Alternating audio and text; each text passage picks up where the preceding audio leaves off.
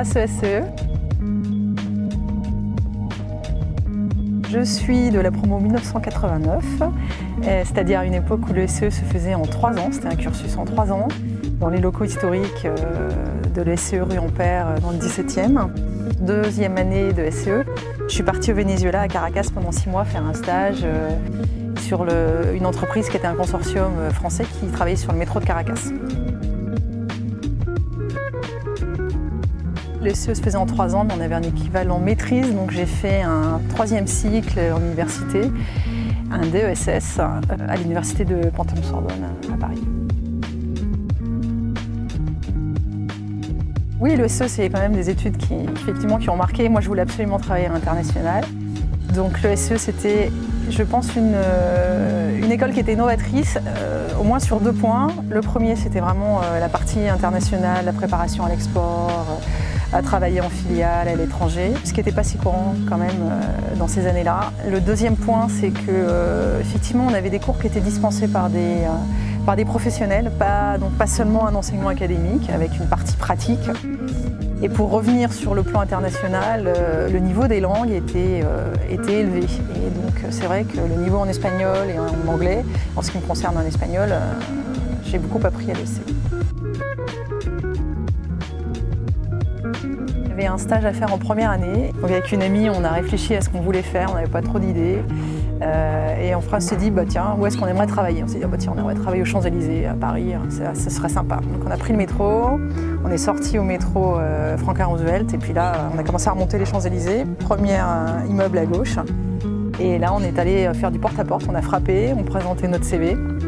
Et on est tombé sur une société où finalement ils nous ont pris pendant 2 mois, toutes les deux. Ils étaient producteurs de musique et ils produisaient à l'époque une artiste qui avait beaucoup de succès, qui s'appelait Jeanne Masse. Donc finalement on s'est retrouvés à faire de la promo pour des concerts, des disques et des tournées pour Jeanne Masse. Un truc assez improbable.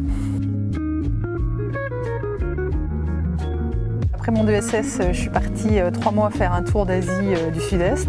Et ensuite, je suis rentrée et j'ai commencé à travailler en tant que commercial terrain pour Legrand, qui est une société de matériel électrique. J'ai travaillé 2 ans à Toulouse, ensuite 3 ans à Paris. Et ensuite, j'ai eu la chance d'être nommée directrice des ventes de la filiale mexicaine de Legrand. Donc, je suis partie travailler 4 ans à Mexico. Et là-bas, j'ai rencontré mon mari, donc a commencé la gestion des carrières en parallèle à l'international. Je suis ensuite partie, donc toujours pour Legrand, directeur commercial, donc j'avais le marketing et la com et les ventes pour la filiale de Legrand à Caracas, au Venezuela.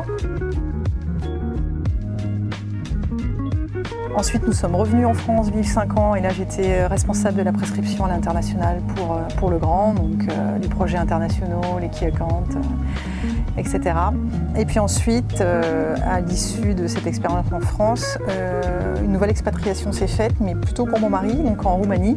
Et là, j'ai arrêté de travailler à ce moment-là. Et donc j'ai vécu ensuite 4 ans en Roumanie et maintenant ça fait 4 ans que je suis au Chili.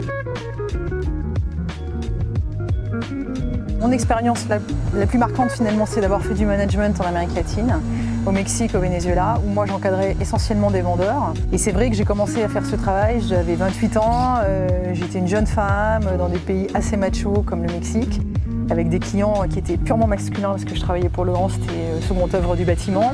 Et bien finalement il faut y aller, il faut se lancer, il faut oser et ça passe quoi. Je veux dire, moi j'ai jamais eu de problème, ni de mes collaborateurs, ni de mes clients, j'ai toujours été considérée et je pense qu'il ne faut pas se fixer de limites et pas se fixer de barrières au préalable, même si sur le papier on imagine qu'on n'a pas tous les atouts, il faut se lancer et y aller quoi. J'étais au Venezuela, je tournais dans le sud du Venezuela sur la zone amazonienne, j'étais avec un vendeur. Alors lui, il avait déjà son flingue dans la boîte à gants parce que c'est un pays qui est un peu dangereux. Donc déjà, ça fait un peu bizarre quand tu tournes avec un vendeur et qu'il a ça. Et je me souviens, on est allé voir un client qui ne payait pas. Et il était là, je suis allée le voir. Je lui ai dit, monsieur, vous me devez de l'argent, tu m'as dans la tête de vous livrer, mais on vient pour faire le recouvrement. Il a ouvert son tiroir, il m'a dit, ah, je cherche les éléments. Et il m'a dit, ah, et il m'a montré un flingue. En hiver, c'est la saison de ski, on est à côté de la cordillère, donc on peut aller skier pendant 3 mois tout le temps, c'est à 45 minutes d'ici, c'est très pratique, c'est sympa. L'été, on peut aller à la mer, c'est à 1h30 de voiture d'ici. Par contre, il faut mettre une grosse combinaison parce que l'eau est à 15 degrés, elle est très froide. Et également, ce qui se fait vraiment beaucoup dans Santiago, c'est tous les sports, le jogging, etc. Parce qu'il y a beaucoup d'espaces verts et beaucoup de trekking parce qu'il y a des petites montagnes aussi qui sont proches de Santiago. Verticalité, hein. C'est un pays vraiment qui s'étend du nord au sud sur 4200 km et 120 de large. C'est quand même une géographie à part au niveau mondial. Et deuxième point, je dirais hémisphère sud. On est quand même très au sud et très loin. Le troisième point, je dirais que le Chili, c'est presque une île, hein, une mentalité d'îlien, parce que c'est un pays qui est isolé et en plus qui est avec des frontières naturelles très fortes. La cordillère des Andes, le Pacifique, le désert d'Atacama qui est un des plus arides du monde et la Patagonie au sud. La première chose, c'est un petit peu bête, mais c'est partir. C'est-à-dire qu'il faut faire le pas d'y aller, de partir et de se lancer. Et c'est formidable. La deuxième, c'est l'adaptation. Quand on est dans un pays, il faut voir le point positif du pays et minimiser les points négatifs pour pouvoir en tirer le meilleur parti pour soi-même et pour son business et son job. Hasta luego, amigos de l'ESCE. Nos vemos pronto.